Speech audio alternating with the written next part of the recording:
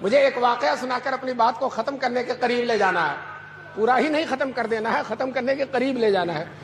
دارالعلوم دیوبند میں شیخ الحدیث تھے حضرت مولانا حسین احمد مدنی رحمۃ اللہ علیہ۔ انگریز ان سے ڈرتا تھا بہت زیادہ، پورے ملک میں جا کر انگریزوں کو للکار، ڈرتے نہیں تھے، شیر کی طرح دہاڑتے تھے۔ تو انگریزوں نے سوچا ان کو دارالعلوم دیوبند سے نکلوا دیا جائے۔ اگر یہ دارالعلوم دیوبند سے نکل جائیں گے تو ایک تو دارالعلوم دیوبند کا اسٹیج بہت بڑا اور دوسرے ان کی شخصیت بہت بڑی، دونوں مل کر بڑی طاقت ہو جاتی ہے اور ہمیں نقصان بہت ہوتا۔ کم سے کم ان کو دارالعلوم سے نکلوا دیا جائے تاکہ ان کی آواز میں وہ زور نہ رہے، کم سے کم دارالعلوم کے شیخ الحدیث تو نہیں رہیں گے۔ لیکن چونکہ دارالعلوم دیوبند انگریزوں سے ایک پیسہ نہیں لیتا تھا تو انگریز اس پر کوئی آرڈر بھی نہیں دے سکتا تھا۔ حیدرآباد کے نواب جو انگریزوں کے طرفدار تھے، انگریزوں سے ملے ہوئے تھے، انگریزوں نے حیدرآباد کے نواب کو آمادہ کیا کہ آپ دارالعلوم دیوبند میں چندہ دیتے ہیں، آپ کا اثر و رسوخ ہے، آپ اپنے اثر و رسوخ کو استعمال کر کے مولانا مدنی جو ہمارے سب سے بڑے مخالف ہیں دارالعلوم دیوبند سے ان کو نکلوا دیجیے۔ یہ حیدرآباد کے نواب سے انگریزوں نے کہا۔ نواب نے نہ آؤ دیکھا نہ تو اتنا لمبا خط لکھا، اور دارالعلوم دیوبند کے محتمم حکیم الاسلام قاری طیب صاحب رحمۃ اللہ علیہ تھے۔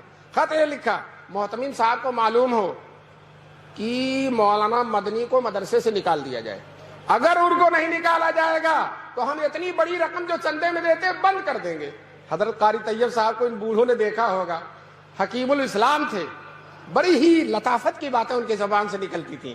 چنانچہ حضرت نے جواب دیا، انگریزوں کو معلوم ہو، نواب حیدرآباد کو معلوم ہو کہ مولانا مدنی کا مدرسے میں رہنا انگریزوں کے لیے بہت مفید ہے۔ کیوں؟ ہم ان کو ہفتے میں 6 دن چھٹی نہیں دیتے، بخاری اور ترمذی پڑھواتے ہیں، جمعے کے 1 دن چھٹی کے ملتے ہیں، ملک میں کہیں جا کر انگریزوں کو للکارتے ہیں۔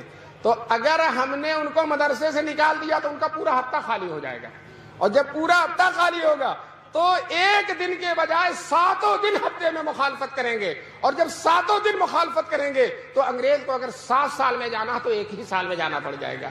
اس لیے انگریزوں کی بھی بھلائی اسی میں ہے کہ شیر کو پنجڑے میں بند رکھا جائے اور مولانا کو مدرسے میں۔ یہ قاری طیب صاحب نے جواب لکھا۔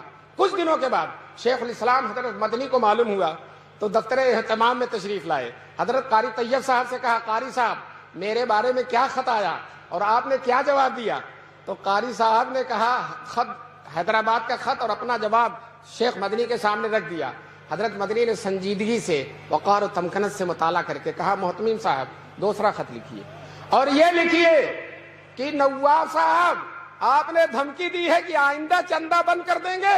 ہم آپ سے کہتے ہیں کہ اب تک سال سے جتنا چندہ دیا آپ نے، سارے چندے کی فہرست بھیج دیجئے، آپ کی ساری رقم واپس کر دی جائے گی۔ آئندہ دینا تو دور کی بات ہے، آپ کی ساری رقم واپس کر دی جائے گی۔ آپ سمجھتے ہیں مدرسہ آپ کے چندے سے چلتا؟ مدرسہ اللہ کی امانت ہے اور اللہ اس کو چلانے والے۔ علماء نے لکھا ہے کہ حضرت قاری صاحب کا جواب حکیمانہ تھا اور شیخ الاسلام کا جواب مجاہدانہ تھا۔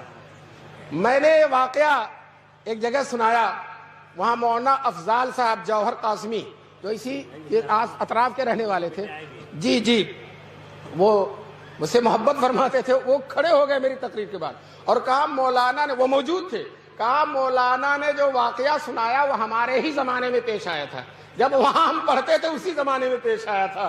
دوستو دیکھیے اللہ تعالیٰ نے انہی کے ایک مخصوص شاگرد سے تائید کرا دی۔